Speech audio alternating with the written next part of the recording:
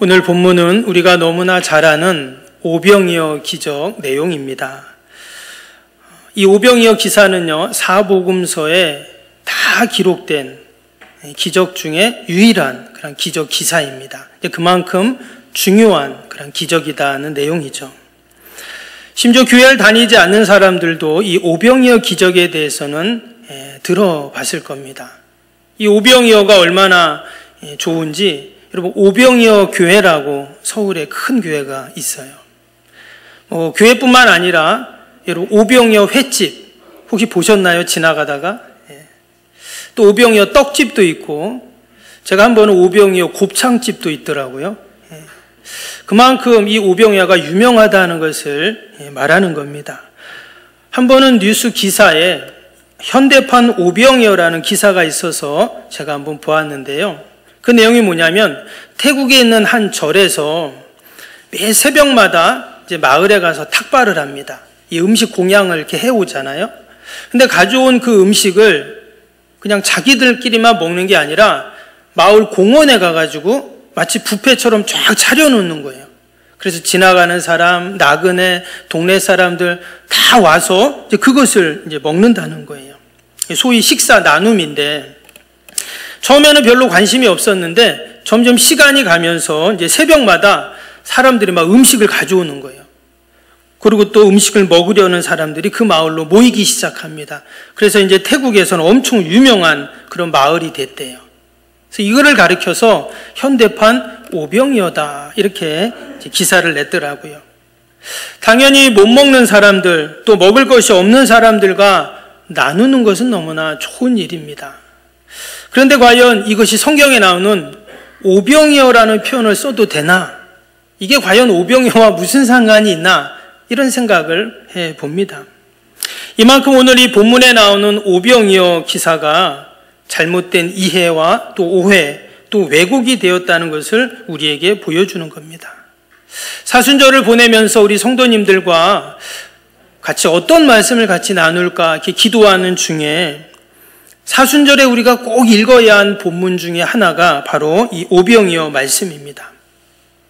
오병이어는 말 그대로 어린아이 도시락인 그 물고기 2마리, 보리떡 5개로 5,000명을 먹이고 그 남은 광주가 12바구니가 남았다 하는 그런 우리가 너무나 잘 아는 내용이죠. 성인 남자만 5,000명이었으니 어린아이, 노인, 여자들까지 계산하면 수만 명은 좋게 되었을 것입니다. 우리가 이 사순절을 보내면서 왜 이 오병이어 기사를 다시 읽어야 할까요? 먼저 오늘 이 오병이어 기사 바로 읽기 전에 어떤 일이 있었냐면 앞에 14장 1절에서부터 앞부분에 쭉 보면은 세례 요한의 죽음에 대한 기사가 나옵니다. 당시에 이 세례 요한은 그 헤롯 왕의 죄, 그 치부를 드러내는 지적하는 그런 일을 하게 됐는데, 그래서 이 헤롯은 이 세례 요한을 아주 못마땅하게 생각합니다. 그래서 그를 결국 잡아다가 감옥에 넣었어요. 그리고는 이제 기회만 엿보고 있었습니다. 근데 이 헤롯의 생일날 하나의 이벤트를 행하게 되는데 바로 이 세례 요한을 참수를 하는 일이죠. 결국 세례 요한은 헤롯에 의해서 죽게 됩니다. 당시에 이 세례 요한의 제자들이 있었는데 그것을 이제 그 예수님께 알리죠. 그게 이제 위에 보면 12절에 그 내용이 나오거든요. 요한의 제자들이 와서 세례 요한의 시체를 가져다가 장사하고 가서 예수님께 아뢰니 그랬어요. 여러분, 지금 예수님께서 세례 요한이 죽었다는, 참수당했다는 이야기를 지금 들으셨습니다. 과연 예수님의 마음이 어땠을까요? 예수님은 참 마음이 힘들었을 거예요. 왜냐? 이 세례 요한과 예수님은 아주 특별한 관계였어요. 혈연적으로는 사촌 관계였습니다. 그리고 우리가 아는 것처럼 이 세례 요한은 또한 예수님의 길을 예비하는 자였어요.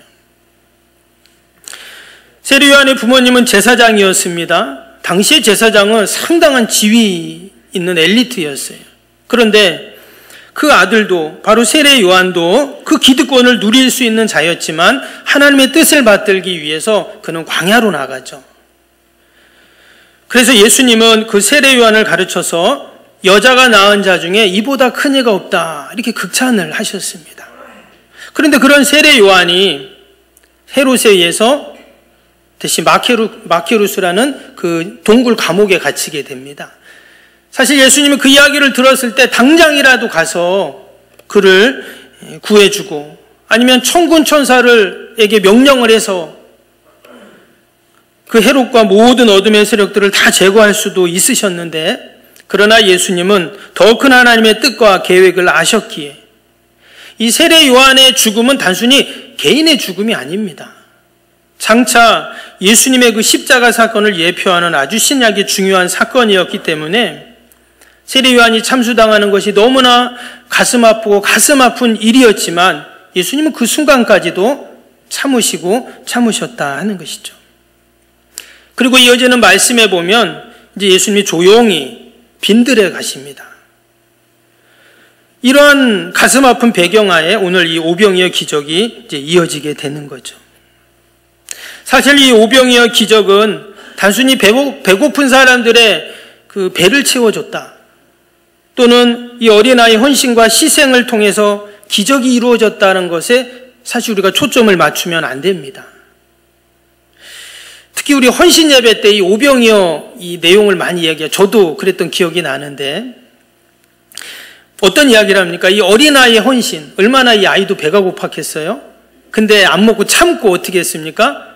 예수님께 바쳤다는 거예요. 그래서 우리가 이 어린아이의 믿음, 어린아이의 헌신, 어린아이의 희생을 우리가 본받아야 합니다, 이렇게 우리가 외치잖아요. 당연히 이 오병이어 기적에는 그러한 교훈과 가르침이 담겨 있습니다. 그러나 말씀드린 것처럼 우리가 사순절 기간 동안 꼭 읽고 묵상해야 할 말씀이 바로 이 오병이어의 기적입니다.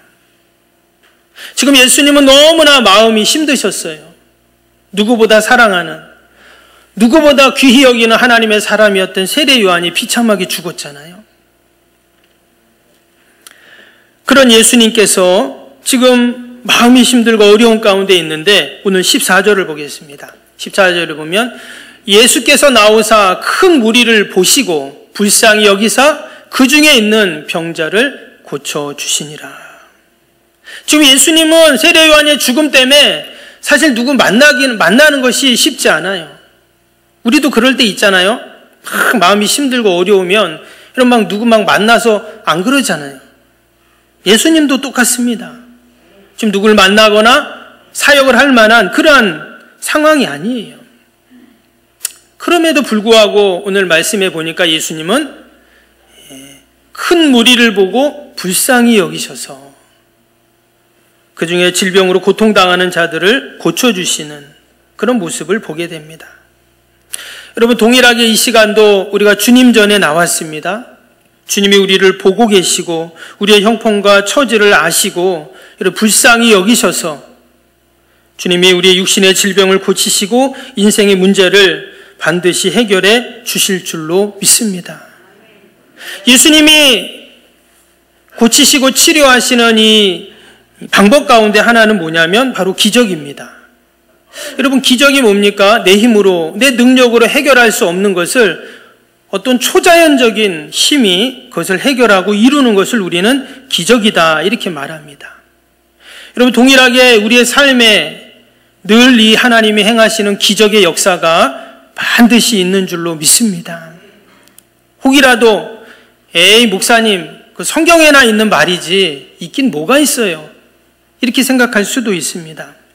그러나 그래도 여전히 주님은 우리를 불쌍히 여기셔서 우리를 믿음을 귀히 여기시고 내 믿음대로 될지어다, 할렐루야, 내 믿음대로 될지어다, 이렇게 주님이 말씀하시고 그 믿음대로 기적을 행하시는 줄로 믿습니다.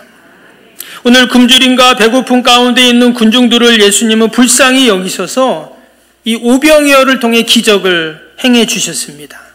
오늘 20절 다시 볼까요? 어떤 기적입니까? 다 배불리 먹고 남은 조각을 12바구니에 차게 거두었으며. 지금 거기 남자 어른만 5,000명이라고 했잖아요. 거기에 또 여자아이, 또 여자들, 또 아이들 다 치면 좋게 수만 명은 되었을 텐데 보니까 다 배불리 먹고 또 12바구니가 차게 남겼다고 오늘 분명히 말씀합니다. 여러분, 오병이어 기적이 있기 전에는 어때요? 그들이 배고팠습니다. 남는 게 없고 모자랐어요. 그런데 이 기적이 일어나고는 다 배불리 먹는 이런 역사가 있었다 하는 거예요. 오늘 이 기적이 일어나기 전에 17절 한번 보겠습니다. 17절에 보니까 제자들이 뭐라고 했냐면, 제자들이 이르되 여기 우리에게 있는 것은 떡 5개와 물고기 2마리 뿐이니이다 그랬어요. 이 똑같은 병행 구절이 누가복음에 있는데, 누가복음 9장 13절에는 뭐라고 했냐면요, 맨 밑에 뭐라고 했습니까? 할 수 없사옵나이다 이렇게 말했어요. 지금 제자들은 지금의 상황, 지금 그들이 가지고 있는 것을 보고 뭐라고 했냐면, 주님 이것뿐입니다. 이거로 뭘 할 수 있습니까? 할 수 없습니다 이렇게 말한 거예요. 여러분, 이것은 믿음인가요? 믿음이 아닌가요? 믿음이 아니죠. 이것밖에 없는데 이거로 뭘 하긴 뭘 해요 이렇게 말하는데 이게 무슨 믿음입니까? 그건 믿음이 아니죠. 그것은 이성이라고 말하는 것이고 논리라고 말하는 거죠. 사실 제자들이 잘못한 것은 아닙니다. 지금 상황을 보고 조건을 보고 한 말이에요. 근데 그 상황과 조건은 어떻습니까? 낙심이 될 수밖에 없고 절망할 수밖에 없고 걱정하고 불안한 이제 그러한 모습이죠. 없습니다. 이것밖에 안 됩니다. 여러분, 오병이어의 기적의 주인공이 되기 위해서는 우리가 믿음으로 나아가고 또 하나님이 행하실 놀라운 구원의 역사들을 소망하는 그러한 믿음이 있어야 하는 줄로 믿습니다. 오늘 예수님께서 어떻게 행하셨습니까? 19절을 보겠습니다. 19절을 보면 무리를 명하여 잔 뒤에 앉히시고 떡 5개와 물고기 2마리를 가지사 하늘을 우러러 축사하시고 떡을 떼어 제자들에게 주심에 제자들이 무리에게 주니 했습니다. 예수님께서 이것밖에 없습니다, 할 수 없습니다 라고 하는 제자들의 그 상황을 갖고 어떻게 하셨어요? 하늘을 우러러 축사하시고 이랬어요.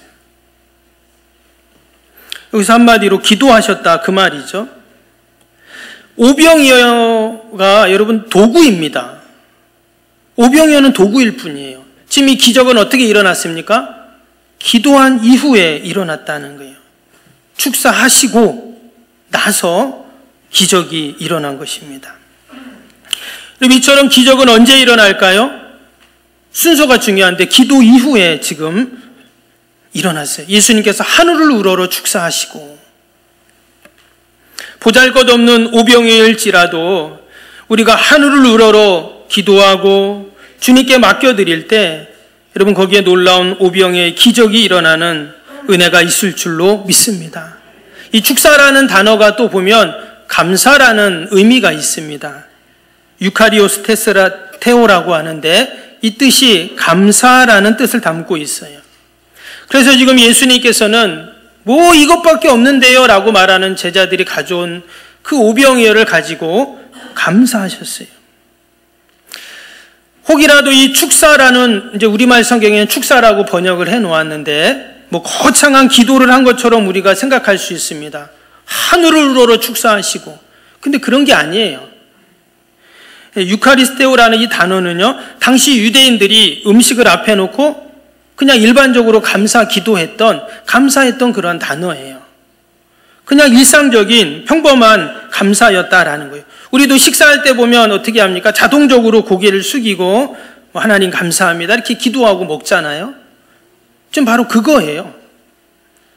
어마어마한 무슨 기도와 감사가 아니라 일상적인 평범한 그러한 감사였다라는 것입니다.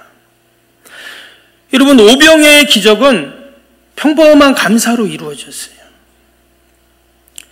도시락의 양 정도가 중요한 게 아니라 이 감사라는 이 양념이 들어가는 순간 역사가 일어난 겁니다.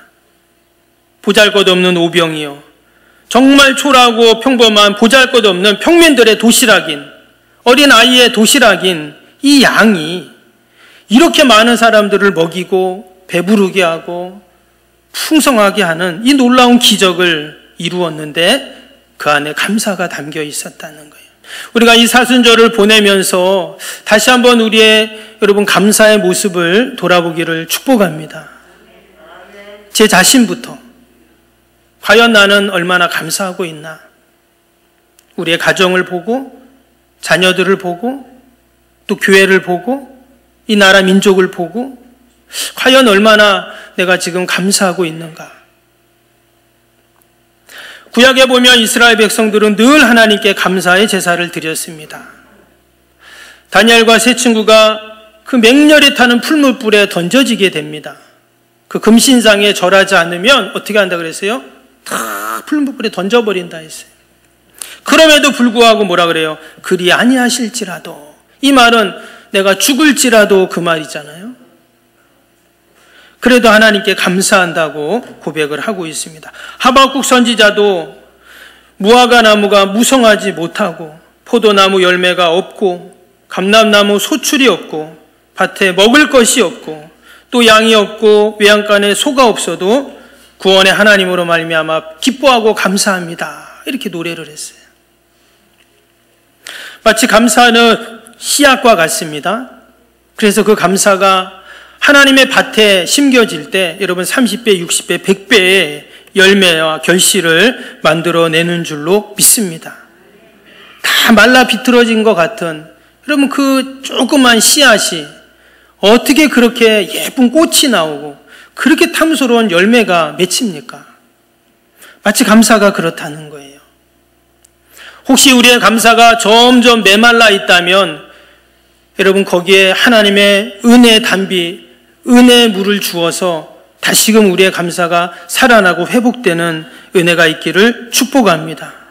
분명히 하나님께서는 그 감사의 씨앗 속에 오병이어의 기적, 5,000배의 기적을 분명히 허락하실 줄로 믿습니다. 이 오병이어의 기적이 아주 중요한 단어가 있는데 이게 뭐냐면 5,000이라는 숫자입니다. 5,000이라는 숫자. 지금 오병이어 아이의 그 도시락인데 그 하나가 5,000이라는 5,000배가 되는 이런 엄청 역사가 일어났습니다. 우리가 성경에 보면 30배, 60배, 100배라는 그런 구절이 나오잖아요. 근데 그거는 비교가 안 돼요. 지금 5,000배입니다. 이삭도 농사지어 그의 100배의 결실을 거뒀다. 창세기에 그 말씀이 나오는데 그거도 비교가 안 돼요. 지금 5,000배나는 거예요. 오늘 21절 다시 한번 보겠습니다. 21절 보시면 먹은 사람은 여자와 어린이 외에 5,000명이나 되었더라 그랬어요. 실제로는 수만 명이죠. 수만 명인데 왜 성경이 굳이 이처럼 숫자를 기록했을까요? 여러분 이 5,000명이라는 숫자가 참 많은 사람도 먹었다 이것을 기록한 게 아니에요. 지금 수만 명 더 많이 먹은 겁니다. 근데 왜 굳이 성경은 이 어마어마한 숫자를 기록을 해 놓았는가? 오늘 19절 다시 봅니다. 19절에 보니까 무리를 명하여 잔디 위에 앉히시고 떡 5개와 물고기 2마리를 가지사 하늘을 우러러 축사하시고 떡을 떼어 제자들에게 주심에 제자들이 무리에게 주니 했습니다. 지금 예수님께서 하늘을 우러러 축사하신 이후에 어떻게 했냐면 떡을 떼었다 그러셨어요. 그럼 몇 번을 떼셨을까요? 제가 힌트를 드렸는데 몇 번이요? 5,000번. 지금 5,000명을 먹이는데 어떻게 해요? 떡을 떼셔가지고 예수님이 제자들에게 주니까 제자들이 다 이렇게 나눠준 거잖아요. 이 말은 예수님이 5,000번 넘는다 했죠? 수만 번을 지금 떡을, 고기를 떼신 겁니다. 여러분 여기에는 상당한 수고와 섬김이 수반이 됩니다. 여러분 떡을 한번 5,000번을 띈다고 생각해 보세요. 한 5번, 50번은 할 수 있지만 여러분 5,000번을 계속 띄어서 줘야 되잖아요. 또 그것을 사람들에게 갖다 주어야 하는 봉사와 섬김이 필요하죠. 여러분 오병이어의 기적은 사실 그냥 뚝딱 일어난 게 아니었어요. 이런 헌신과 수고와 봉사와 섬김을 통해 이 기적이 일어났다는 거예요. 그런데 이 오병이어의 사건은요, 신약 성경에서 가장 딱 예수님의 십자가 사건을 가장 잘 예표한, 지금 아직 예수님이 십자가에 달리지 않았습니다. 이제 뒤에 나오죠. 예수님이 십자가 사건을 가장 잘 예표한 그러한 사건이었다는 거예요. 마치 예수님이 그 떡을 떼실 때, 여러분 연상되는 게 있잖아요. 성찬식 때 예수님이 떡을 떼셔서 제자들에게 나눠주시거든요. 그러면서 하신 말씀이 뭐였죠? 이것은 내 살이라고 했잖아요. 그리고는 그 살을 마치 뜯듯 떼어서 제자들에게 주신 거거든요. 잔도 마찬가지입니다. 이것은 내 피니 하면서 피를 따라서 제자들에게 주었어요. 지금 이 오병이어로 예수님이 5,000번, 수만 번을 띄어서 또 띄어서 지금 영적인, 육적인 굶주림 가운데 있는 백성들에게 지금 먹이시고 계십니다. 아마 오병이어 기적 속에 사람들은 마냥 신나고 배부르고 승리의 그러한 기쁨을 누렸을 것입니다. 그러나 이 안에는 예수님이 수천 번, 수만 번 자신을 떼어야 하는 그러한 사랑과 처절한 희생과 헌신이 이 안에 담겨 있다는 거예요. 지금 사실 예수님도 똑같이 배가 고프죠. 사람들, 제자들은 다 배고픈데 예수님은 혼자 몰래 어디 가가지고 뭐 드시고 온 게 아니었어요. 사실 예수님은 더 배가 고프죠. 병자들 다 고치시고 하루 종일 말씀 전하시고, 여러분 사람들과 늘 같이 이렇게 있는다는 게 쉬운 일이 아니잖아요. 그래서 예수님은 늘 한적한 곳에 가신 건데, 지금 예수님은 너무나 배고프고 힘드셨을 거예요. 그런데도 백성들을 불쌍히 여기셔서 예수님께서 하나하나 띄어가지고 그들에게 지금 나누어 주셨습니다. 오병이어의 사건은 장차 있을 골고다 십자가 사건을 예표한 벳세다 십자가 사건이다, 이렇게 이야기를 합니다. 여러분, 우리가 이 사순절을 보내면서 다시 한번 이 감사와 기도의 현장, 혹이라도 우리 이 오병이어와 같은 상황일지라도 우리가 하나님 앞에 감사하고 믿음으로 우리가 기도하며 나아갈 때 그 오병이어의 현장이 기적의 현장, 여러분 축복의 현장으로 바뀔 줄로 믿습니다. 다시 한번 우리를 불쌍히 여기셔서 늘 우리에게 찾아오시고 우리를 고쳐주시고 또 배불리 먹이시고 또 채워주시는 그 주님을 생각하고 묵상하고 찬양하는 저와 여러분이 되시기를 주님의 이름으로 축복합니다.